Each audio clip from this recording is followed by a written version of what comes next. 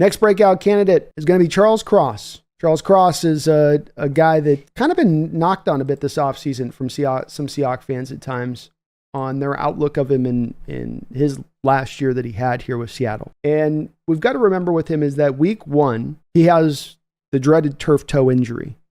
The turf toe injury is one that's known in football circles for being just as much as being a brutal one and being very painful. I mean, look at Deion Sanders, who's still losing toes due to what was originally a turf toe injury. But also how it can just kind of linger.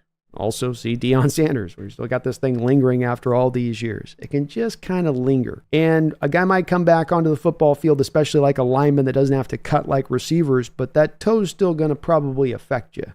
You're not probably getting out there at 100%, and it just feels really good. And despite that, he didn't play bad last year. And in fact, if you look at it from a PFF grade standpoint in many respects, it was a slight step forward of an improvement from him.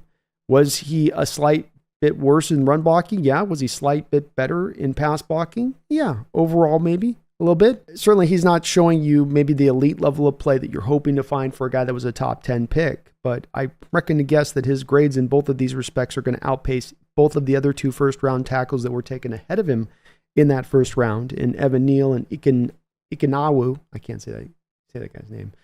But I would reckon to guess that it's better than both of those 2 guys in his grade. And if he's able to perform where he performed last year on a bum toe, having now a third season to kind of come back in here now, contracts on the horizon, third year now, you've really got a chance as he came in, I think, as a real young guy, like 21 years old too, so had a real chance now to really develop his body in the way to get himself into a place where, he can go out there and I think really realize his upside and potential. And I think Charles Cross, I don't know if he's going to be a guy that'll be a Pro Bowler. I don't think all pro here, but very close to being a Pro Bowl level play from you with Charles Cross next season.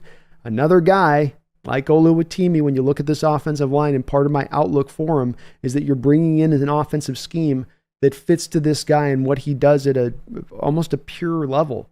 He comes out of Mississippi, I believe, State, and they're running the literal air raid out there. 73% of his snaps were in pass protection in his final year in college from Charles Cross. So going to this offense is going to fit him really well. You see it with the scores. We're both 2 seasons here right off the gate with PFF. According to them, what he's done better is pass protecting than run blocking. So it fits well to him. It's as well, a lot of what you do in the run blocking and sometimes spread is catching the defense thinking it's a pass when it's a run. And so a lot of times your block's catching a guy maybe trying to get upfield or thinking he's going to be pass rushing when it's actually you're going to be run blocking. And you're able to then be better as a run blocker because you're catching them off guard. And I think that Cross is going to benefit a little bit from that type of stuff in a major way. I think he really does get a chance to really realize where he can go. He had a very strong rookie year, I thought, out the gate.